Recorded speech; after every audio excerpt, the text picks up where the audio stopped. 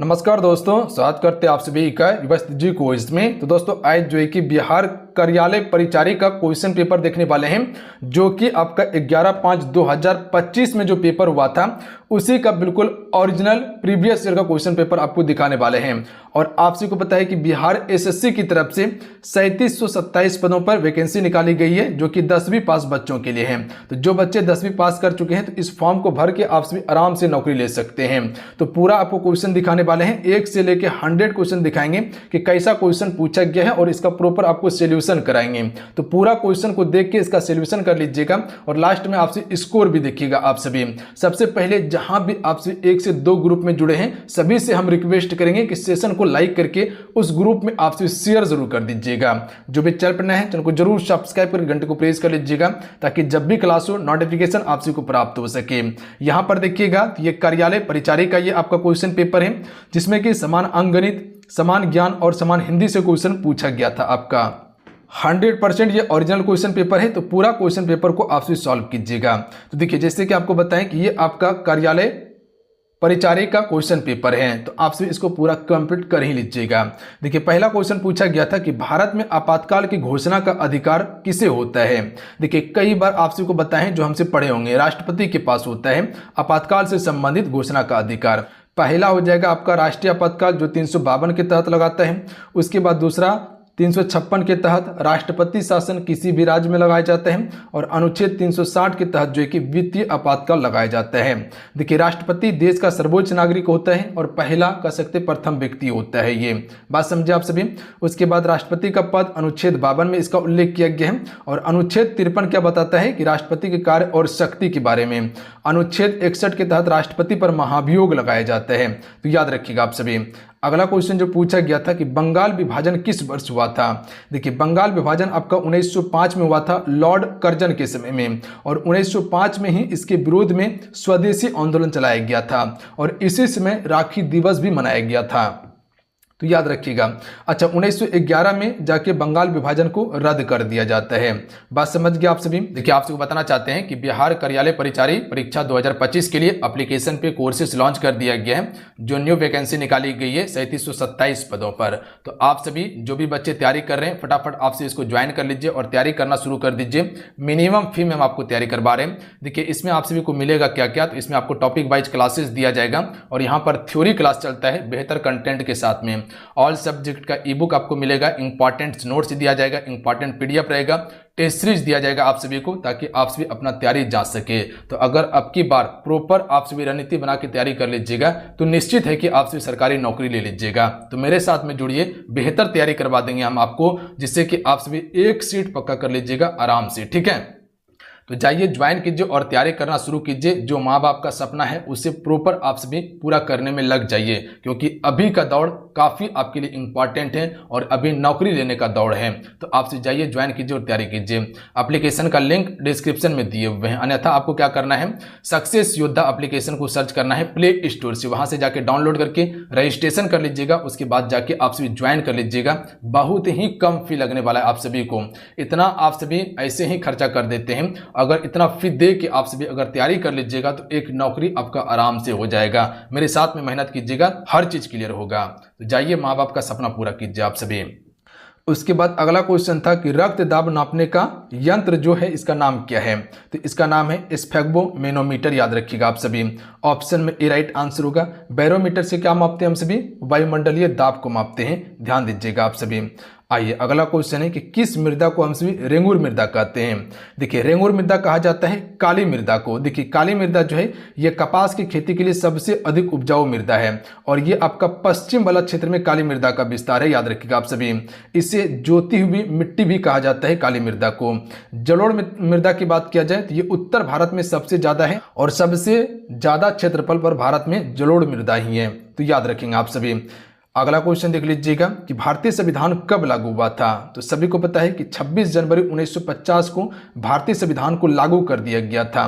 तो option number इसका D right answer होगा। इसके बाद देख लीजिएगा, देखिए सभी से फ्रेंड रिक्वेस्ट करेंगे कि प्लीज आप सभी इस वीडियो को लाइक कर ही दीजिएगा। सभी से रिक्वेस्ट करेंगे कि वीडियो को लाइक करके शेयर जरूर कीजिएगा। जहां भी आप सभी 1 से 2 ग्रुप में जुड़े हैं, चाहे वो फेसबुक हो व्हाट्सएप हो, शेयर जरूर कीजिएगा।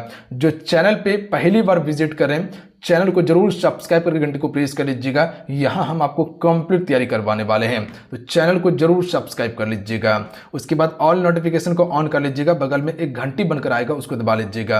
असहयोग आंदोलन को स्थगित किया गया था। देखिए, असहयोग आंदोलन महात्मा गांधी जी के द्वारा 1920 में शुरू किया गया था और उसके बाद 1922 में इसे वापस ले लिया जाता है चोरा चोरी कांड के कारण। यह कहाँ घटित हुआ था? गोरखपुर में घटित हुआ था। देखिए, महात्मा गांधी जी की यहाँ पर बात आया है, तो महात्मा गांधी जी का पहला सत्याग्रह कौन सा था? चंपारण सत्याग्रह 1917 में। महात्मा गांधी जी भारत कब आता है? 1915 में आता है। 1917 में इसने पहला सत्याग्रह किया था चंपारण वाला।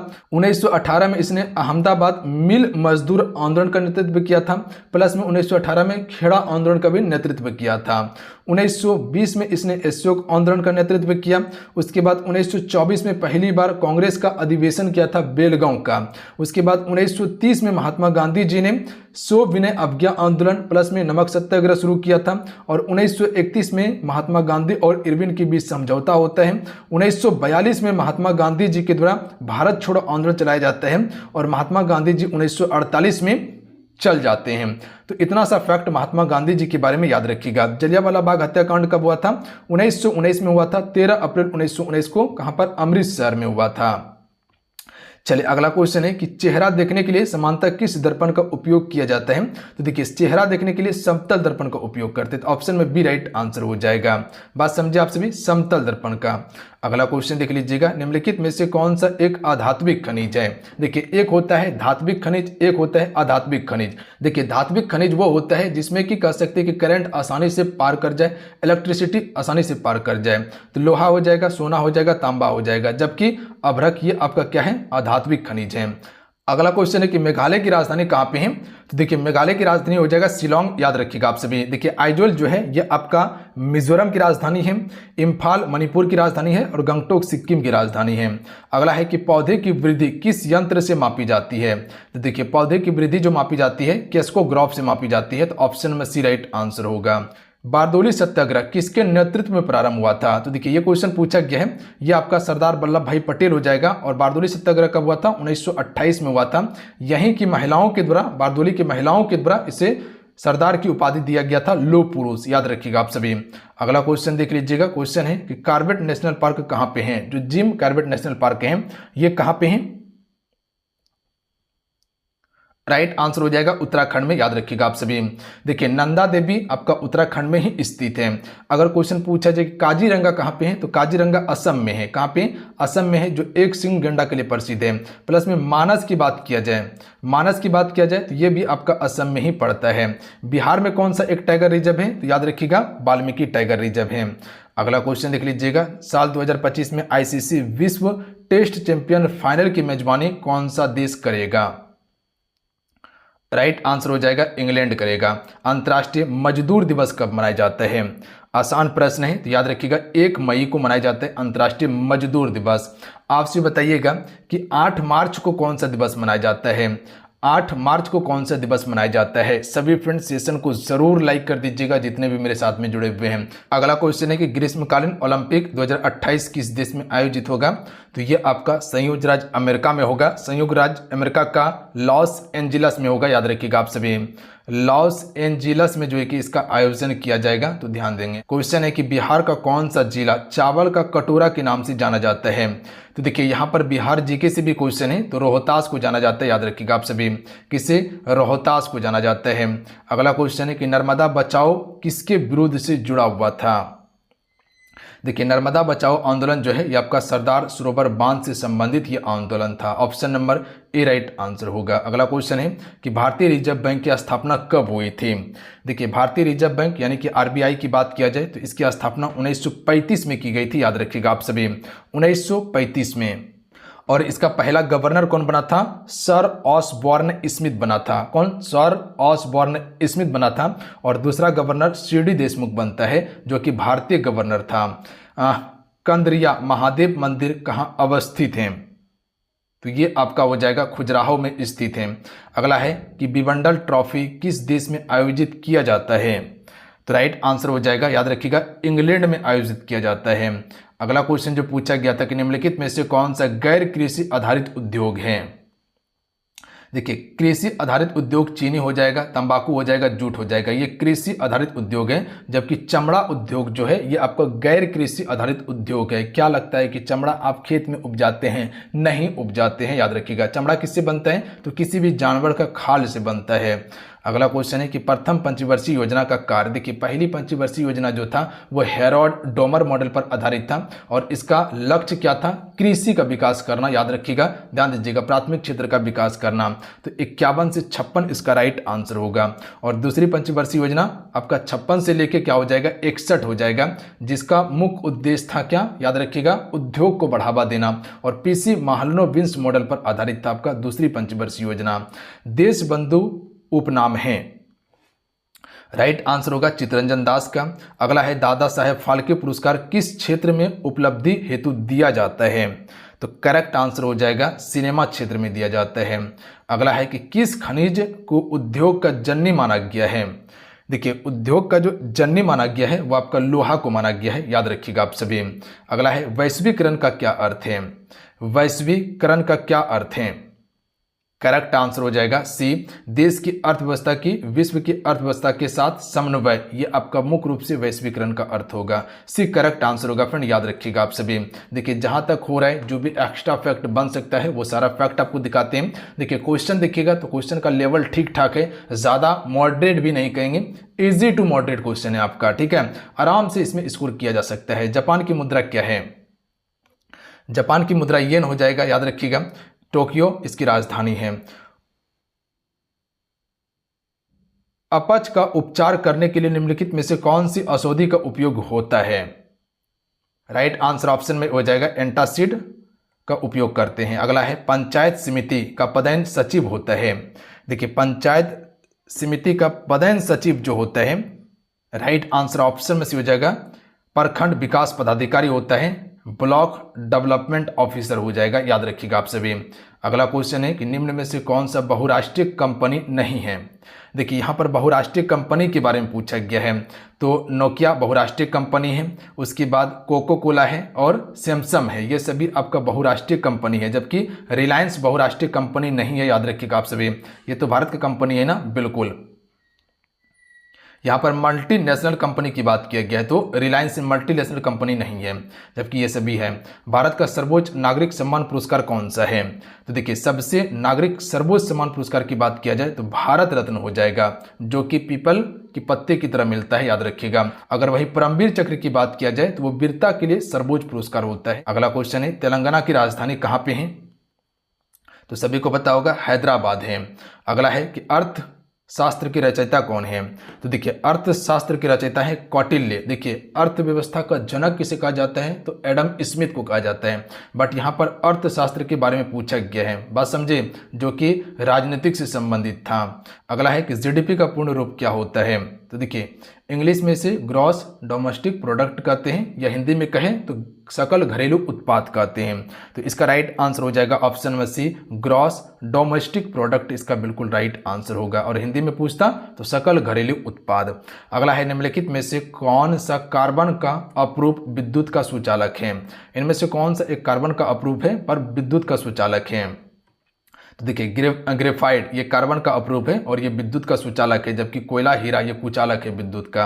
अगला है भारत के उपराष्ट्रपति कौन है? देखिए उस समय उपराष्ट्रपति था जगदीश धनखड़ था, बट अभी कोई भी उपराष्ट्रपति नहीं है क्योंकि यहाँ से त्यागपत्र दे दिया गया है। चलिए अगला क्वेश्चन देख लीजिएगा, कार्यभार राष्ट्रपति ही अभी संभालेगा, इसका बात समझे आप सभी, बिल्कुल। वंदे मातरम गीत किसके द्वारा लिखा गया है? राइट आंसर हो जाएगा बंकिम चंद्र चटर्जी के द्वारा। अगला है वनस्पति का कौन सा संसाधन है? वनस्पति कौन सा संसाधन है? तो जैविक संसाधन है। देखिए चलिए अगला क्वेश्चन देखिए, भारत के विदेश मंत्री कौन है? तो विदेश मंत्री आपका एस जयशंकर प्रसाद हो जाएगा। ये करंट अफेयर का क्वेश्चन है, तो इसको एक बार पढ़ना होगा, हम आपको पढ़ा देंगे आराम से, टेंशन मत लीजिएगा आप सभी। सिर्फ चैनल को फटाफट सब्सक्राइब कर घंटे को प्रेस करके रख लीजिएगा।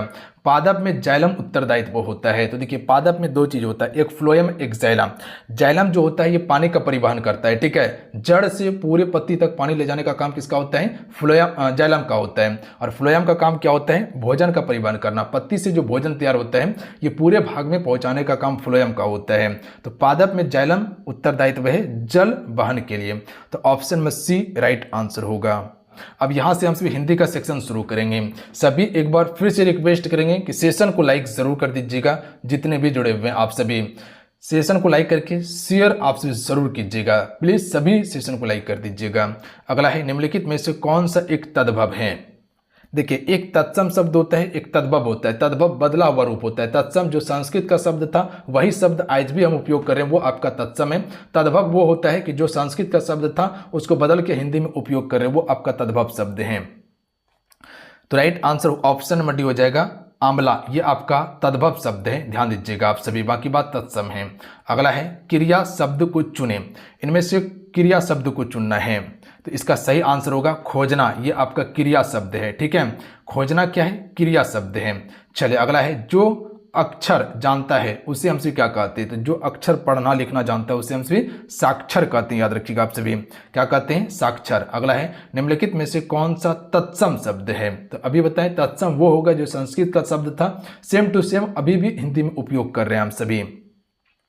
तो अमूल्य ये आपका तत्सम शब्द है, याद रखिएगा, अमूल्य याद रखेंगे। अगला क्वेश्चन देख लीजिएगा, मुख्य शब्द का विलोम है। तो देखिए मुख का विलोम हो जाएगा आपका गौण, याद रखिएगा। मुख का क्या होता है? गौण होता है। अगला क्वेश्चन देखिए, विशेषण शब्द यहां पर चिन्हित करना है। तो विशेषण शब्द जो हो जाएगा मधुर हो जाएगा। विशेषण शब्द याद रखिएगा, जहां पर किसी भी चीज की विशेषता हो। ये लड़का बहुत मधुर बोलता है, तो लड़का की विशेषता क्या है कि वो मधुर बोल रहा है, ठीक है, तो मधुर हो जाएगा। अगला है कि बेशर्म में कौन सा समास होगा? राइट आंसर हो जाएगा ऑप्शन में सी अव्ययी भाव समास होगा। जो आपसे बेस शब्द जो देख रहे हैं ये आपका अव्ययी शब्द है। ऑप्शन में क्या हो जाएगा? सी राइट आंसर होगा। ध्यान दीजिएगा आप सभी, बात समझे आप सभी? बिल्कुल। अगला है कि गणेश शब्द का पर्यायवाची नहीं है। तो गजानन, गणपति गणेश का होता है। जब गज, वदन ये भी गणेश का है। जबकि गज की बात किया जाए तो ये हाथी का पर्यायवाची है। अगला क्वेश्चन है तो ऑप्शन में सी राइट आंसर होगा। निम्न में से कौन सा संज्ञा शब्द है? देखिए अगर संज्ञा शब्द की बात किया जाए तो यहाँ पर देखिएगा जो आपका घटना है और यहाँ पर आपका मुद्रण है, ठीक है, ये दोनों आपका संज्ञा शब्द है। बात समझे आप सभी? बट यहाँ पर जांचना जो है ये आपका क्रिया शब्द है। और वही मूर्ख की बात किया जाए तो ये विशेषण शब्द हो जाएगा। तो यहाँ पर ऑप्शन में ए ऑप्शन बी दोनों सही होना चाहिए मेरे ख्याल से। अब आयोग क्या ऑप्शन लिया है ये कन्फर्म नहीं है, ठीक है। तो एक बार आप सभी बताइए क्या इसका आंसर हो सकता है।